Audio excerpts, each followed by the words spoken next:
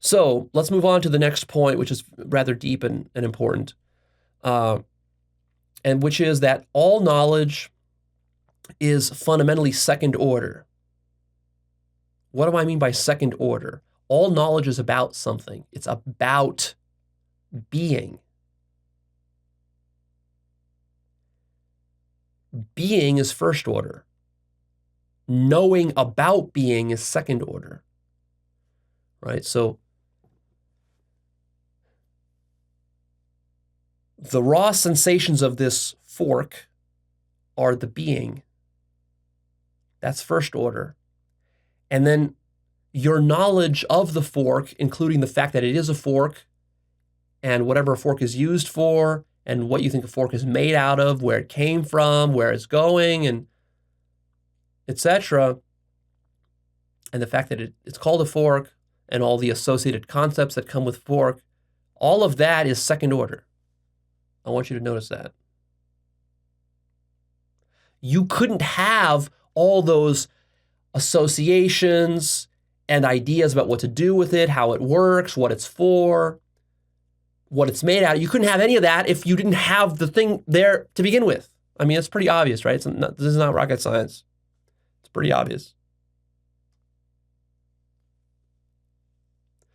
Now, here's the trick, is that your knowledge of the fork makes you feel like you know the being of the fork, which you don't.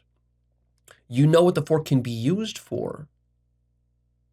You know how much it costs. You know what'll happen if you melt it down.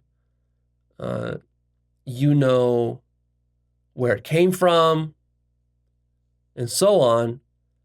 But none of that tells you what it is. You see that? So you have to make a distinction between your knowledge of what you can do with things, how you can use them, versus what a thing is. And so a lot of times that's confused. And since us as humans, like usually it doesn't really matter to us what the fork is. What matters to us is what we can use it for. So as long as we know what we can use it for, and as long as you can manipulate it, with some skill and use it to get the things you want, your ego wants, then it's like, well, then I know the fork because, hey, I can use it. I can use this to survive, and that's all I care about.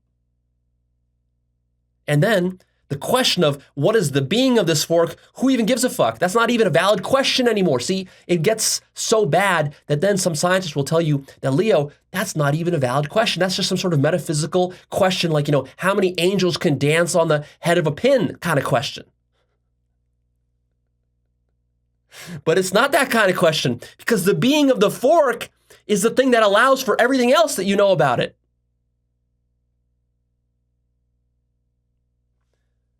You forgot that the being is first order. See, what you do is you get so focused on the second order and then what you can use it for that you just forget that there even was a first order. The first order is irrelevant. And then the second order by default becomes the first order, because when you don't have the first order, you only have the second order. That is like there's only one order at that point, and you relabel that as the first order. And then you pretend like everything's fine and you go on with your life because it seems to work.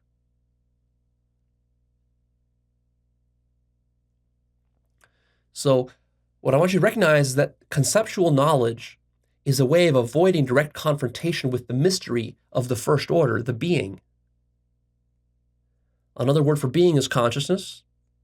So here's one solution for you scientists to the problem of consciousness. Like, you scientists are trying to figure out what consciousness is. Well, you're trying to figure out what consciousness is at the second order. But consciousness is first order. So you're never going to figure out what consciousness is at the second order because it's at the first order. This is consciousness.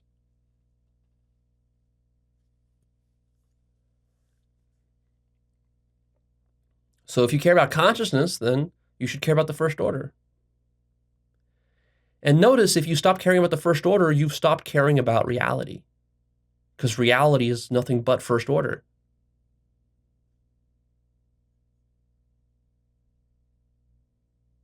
This is the problem with pragmatism that I've talked about in my 3-part series called Deconstructing the Myth of Science.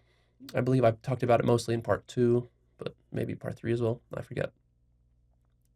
Notice something interesting. Notice that your being and your existence is prior to your knowledge of it. You exist, you are, before you know about it. Because before you can know something about yourself, you have to first exist. This is not rocket science, again, but often overlooked. You exist, but you don't know what existence is, or what exactly you are, or how you came to exist.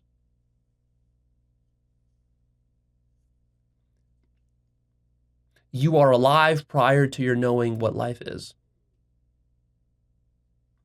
The problem with symbolic second-order conceptual knowledge is that it's so partial, perspectival, relativistic, and finite, and prone to recontextualization that it's very shaky ground. It's not secure. And it gets changed a lot.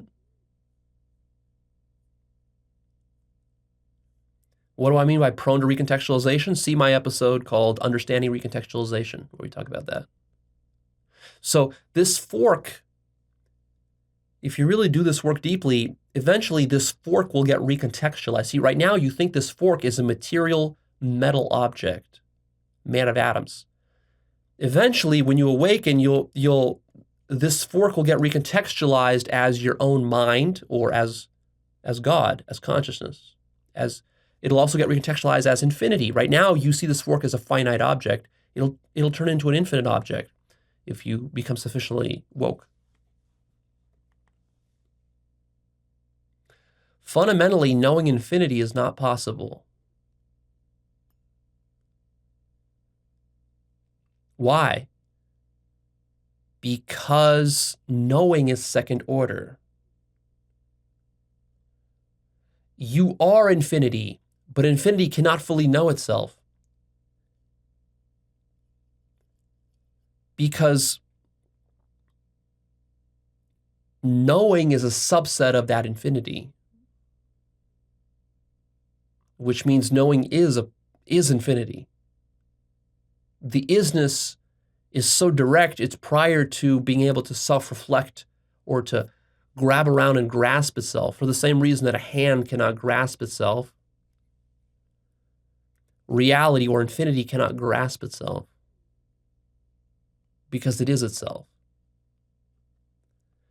All knowing is explicit, finite, and a subset of infinity. To get a deeper understanding and appreciation of this point, go see my episode called Explicit versus Implicit Understanding, where we go into a lot of depth about that distinction.